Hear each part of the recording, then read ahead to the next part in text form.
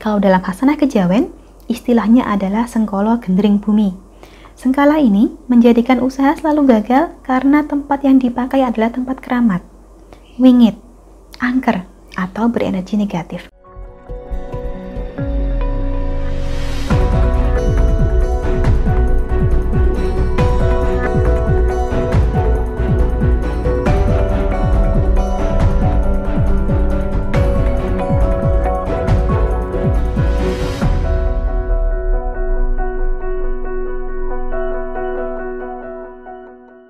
Salam Rahayu, dengan Dewi Suntari di sini. Apa kabar Anda?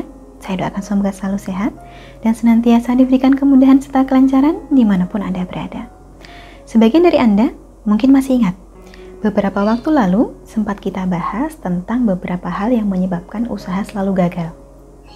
Termasuk yang saya sebutkan ketika itu adalah karena kurangnya komitmen, atau juga karena perencanaan yang buruk, karena kita belum menguasai tekniknya, terlalu memaksakan bekerja sendiri, atau malah karena kita terlalu sibuk membandingkan diri dengan keberhasilan orang lain. Di luar penyebab-penyebab ini, tentu saja sering ada penyebab lain yang sifatnya metafisik, tidak kasat mata. Terutama bila Anda merasa gagalnya usaha ini terjadi untuk waktu yang lama. Berkali-kali mencoba, tetap gagal juga. Macam-macam bidang sudah ditekuni, hasilnya tetap nihil. Keluh kesah semacam ini sangat sering saya terima. Bisa dibilang setiap hari ada. Kisahnya kurang lebih sama. Berulang kali mencoba berbagai macam usaha, hasilnya selalu gagal. Apakah mungkin ada selubung energi negatif yang mengelilingi diri kita dan menjadikan semua usaha selalu gagal? Jelas mungkin. Memang biasanya inilah kemungkinan yang paling sering terjadi. Tetapi tidak jarang juga bukan diri kita yang diliputi oleh selubung energi negatif tersebut, melainkan lokasinya, tempat usahanya. Kalau dalam Hasanah Kejawen, istilahnya adalah sengkolo gendring bumi. Sengkala ini menjadikan usaha selalu gagal karena tempat yang dipakai adalah tempat keramat, wingit, angker, atau berenergi negatif.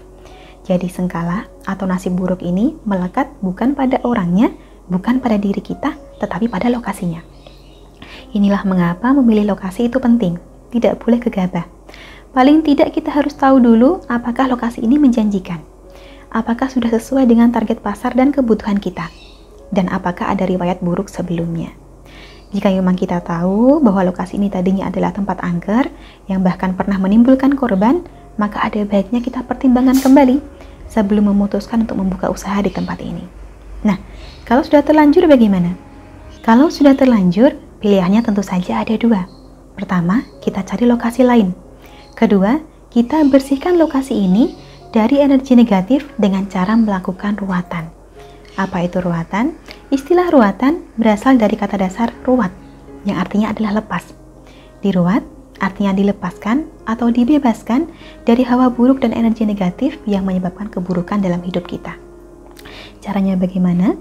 Untuk melakukan ruwatan bisa dengan menggunakan garam pangruat, yaitu garam bertuah yang secara khusus diritualkan sebagai media ruwatan atau buang sial.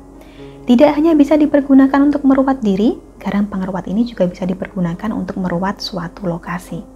Jadi nanti garamnya cukup Anda campurkan air, kemudian percikan ke sekeliling tempat yang hendak dibersihkan, sambil membaca doa. Doanya sendiri seperti apa, akan diajarkan lewat panduan tertulis yang disertakan. Bagi Anda yang berminat untuk meruat tempat usahanya dengan garam pangruat, silakan hubungi nomor yang tertera di layar, perkenalkan diri Anda, dan sampaikan keinginan Anda untuk melakukan ruatan tempat usaha. Selanjutnya akan kami bantu sebaik mungkin. Sampai di sini, kurang lebihnya saya cukupkan. Demikianlah yang dapat saya sampaikan seputar gagalnya usaha yang disebabkan hawa buruk lokasinya.